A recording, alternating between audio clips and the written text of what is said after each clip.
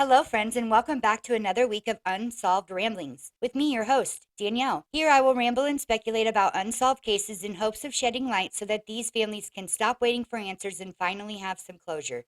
Every family deserves to know what happened to their loved ones. Join me each week for new cases, and don't forget to like, share, and subscribe to my channel. Before we dive right in, I'd like to state that I am not an expert and that this is for entertainment purposes. All my sources come from research of what has been published online and a docuseries on investigation discovery titled Disappeared. Today, we will ramble on about Jarrod Duke Johnston, who went missing from Yazoo, Mississippi. At the time of his disappearance, Jarrod was 18 years old, and he is described as a Caucasian male with brown hair, brown eyes, standing at 5'11", weighing at about 155 pounds. Jarrod went missing on July 7, 2007. All right, guys, this one was definitely very interesting for me. But let's go ahead and start at the beginning, go over the evidence. Jarrod is described as a very bright individual. Growing up, he split his time between his biological mom's house and his dad's house. It was difficult for Jarrod, always bouncing back and forth parent to parent, but he always excelled in school. In kindergarten, Jarrod was already able to read Ernest Hemingway novels. So right away, they knew that Jarrod would go far academically. In 2003, Steve, Jarrod's father, marries Lisa after just a short time dating. Jarrod would move in with Steve and Lisa full time.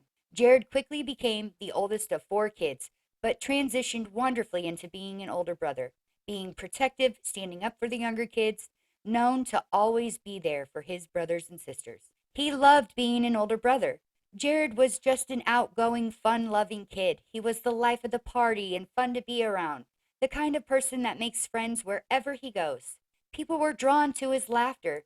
Jarrod had a known love for musical theater and poetry. As he got older and into his high school years, Jarrod's love of music grew stronger. He'd even taught himself to play the guitar.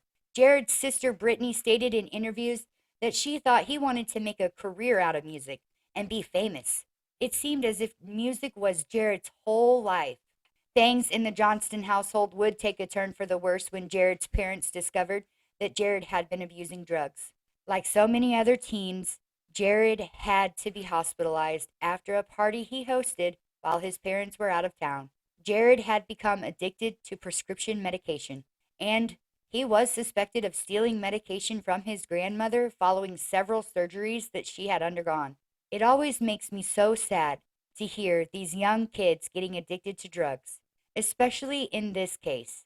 From what I read, it seems as if Jarrod was highly intelligent and had a bright future ahead of him in music and anything else he wanted to do.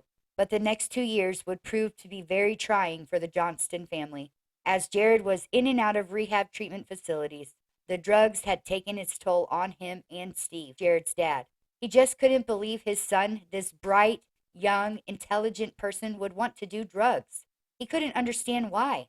I mean, guys, kids have so much pressure to fit in and be liked. Sometimes good kids just fall in with the wrong crowd, and other kids peer pressure them into doing things that they might not normally do. We see it all the time. After rehab, Jarrod came home and spent his junior year of high school being homeschooled. Everyone involved felt this was the best way for Jarrod to avoid temptation and peer pressure. Jarrod's stepmother, Lisa, stated in an interview that Jarrod was happy when he came home from rehab. He just enjoyed his life again. He was happy to be with his family. But in early July of 2007, Jarrod's parents would find him smoking pot in their basement, and an argument would break out. On July 4th of 2007, the Johnston family packed up and headed to Yazoo County. Jarrod had told his parents that he had secured a place to stay with one of his friends for the summer. The other kids would be staying with Grandma. Jarrod could not stay with Grandma due to the previous stealing of her medications. She did not want him to be staying there. And Steve and Lisa, they figured Jarrod just wanted to spend time with his longtime girlfriend, Casey, and see some of his old friends who still lived in Yazoo County. Jarrod had not seen Casey since January of that year. On their last visit together, Jarrod had accidentally left his wallet at Casey's house, and Casey would assume that he would just get it the next time that he was in town. Now, Casey and Jarrod had met 3 years prior when the family lived in Yazoo County for a brief period of time. Jarrod and Casey quickly became best friends, and then they fell in love. They were not going to allow miles between them to be a problem. Jarrod even told his sister Brittany that he loved Casey and that he was going to marry her one day. Casey would never get to see Jarrod again because after just a few days of staying with friends, the mother of the friend dropped Jarrod off at his grandmother's house on July 7th of 2007. Because Jarrod could not stay there, an argument between him and his grandmother broke out, after which Jarrod grabbed his duffel bag, his backpack, and his guitar, and he took off walking down the rural road. Jarrod's grandmother contacted Steve and Lisa to let them know what happened, and at first, they were not concerned. Jarrod would often take off after an altercation with his family and be gone for a few days to clear his head.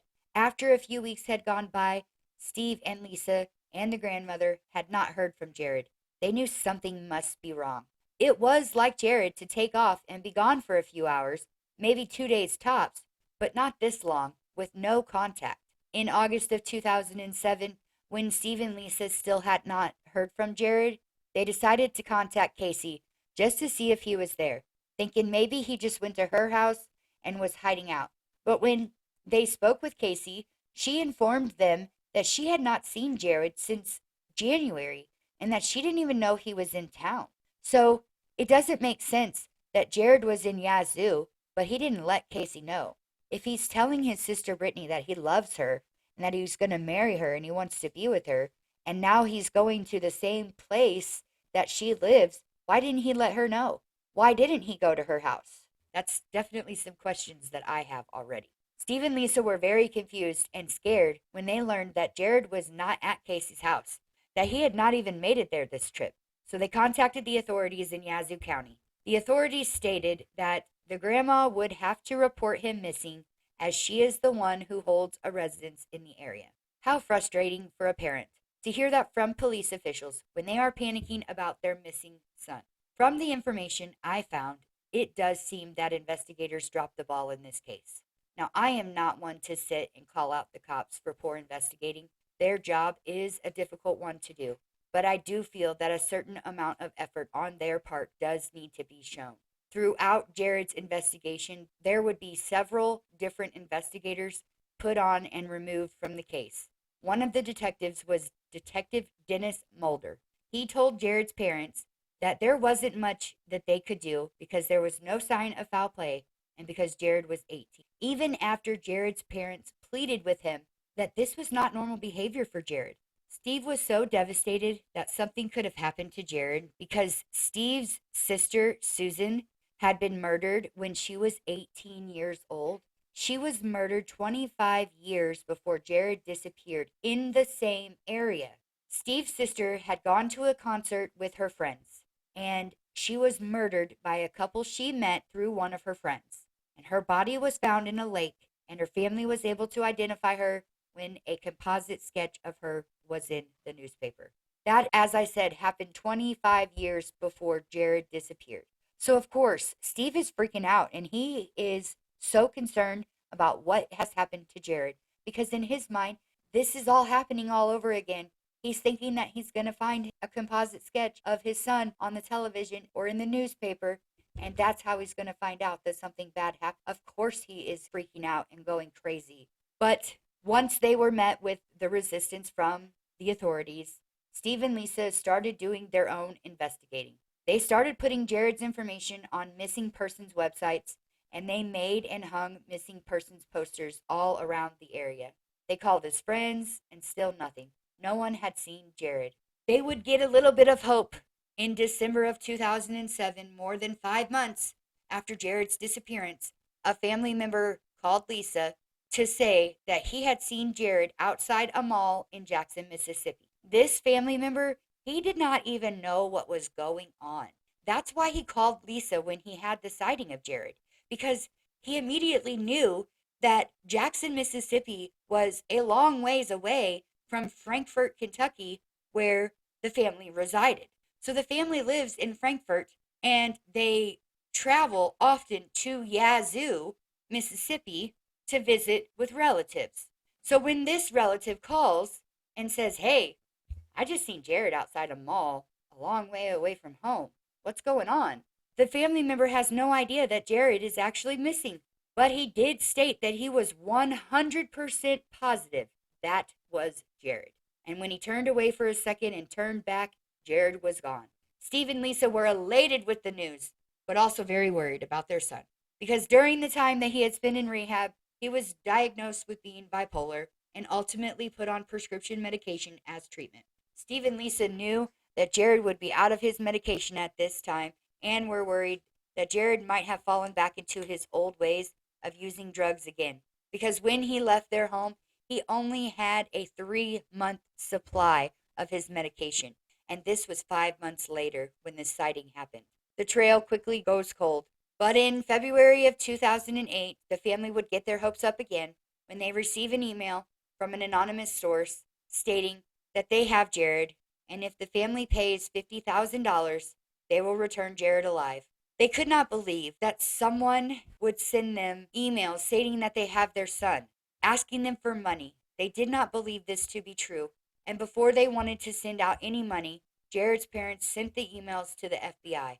The FBI discovered these emails to be a hoax. Some people overseas were using the information the family had put out on the websites to try to extort money from them. How sad is that? That there are people out there preying on the loved ones of these missing people. And will that make other people, other parents of missing kids, not want to put information out there on websites because there are people lurking, waiting for that information so that they can use it against them to get money out of them?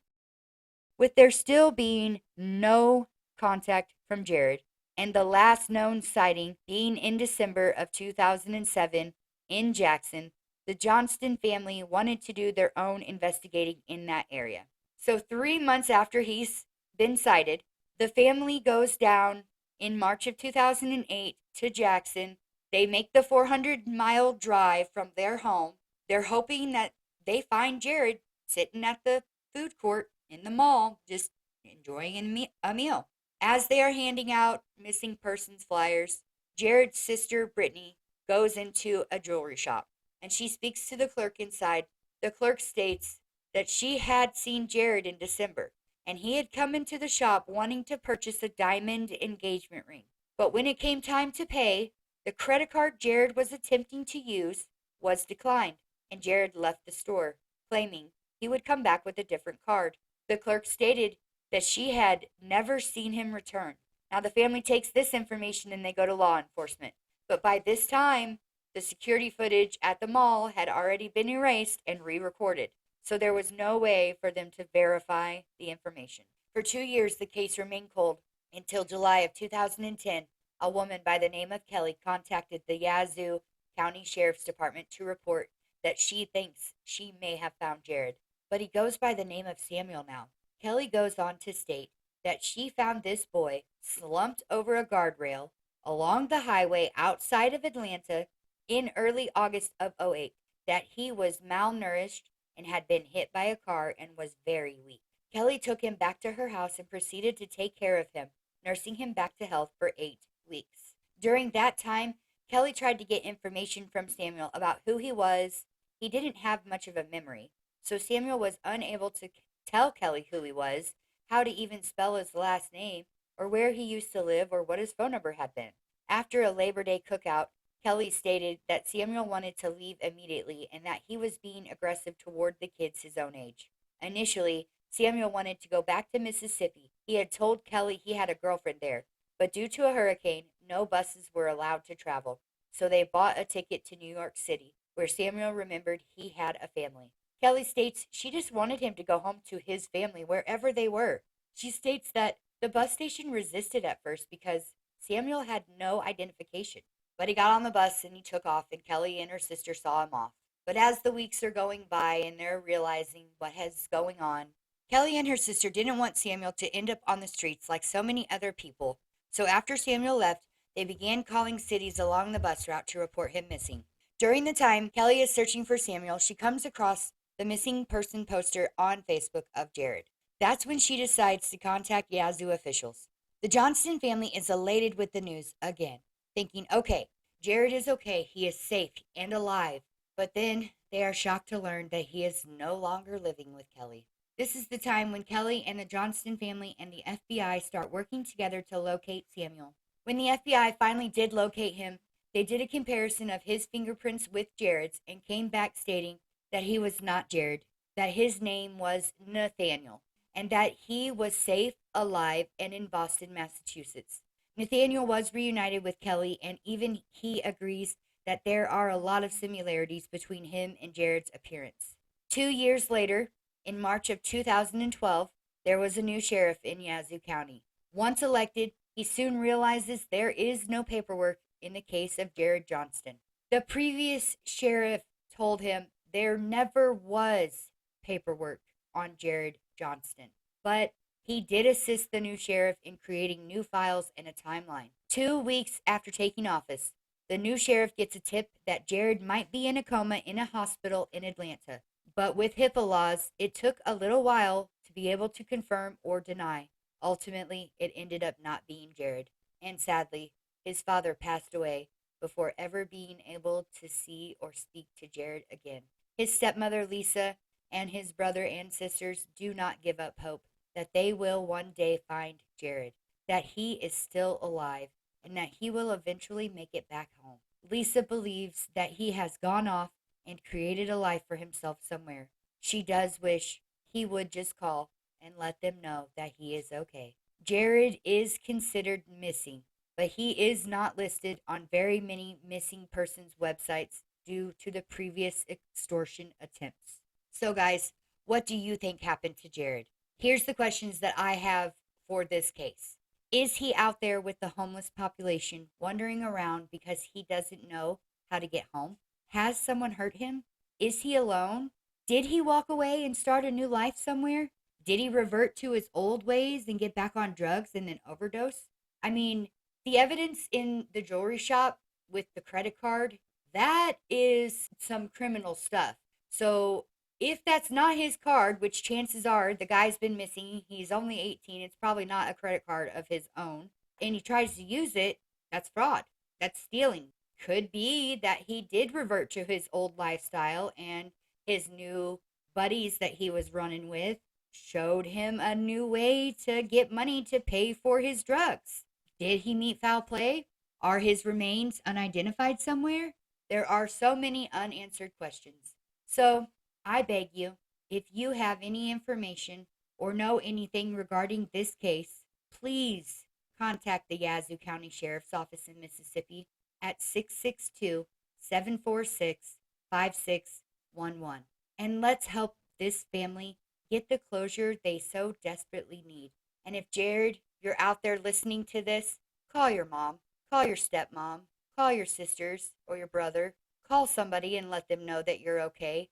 Your family is very worried about you. I credit all of my information in the podcast of the various websites I found in the description in this video. That is going to wrap up this week's podcast on Jarrod Johnston. It has been 16 years and no one knows where he is. Join me next week as we ramble on about Caleb Deal.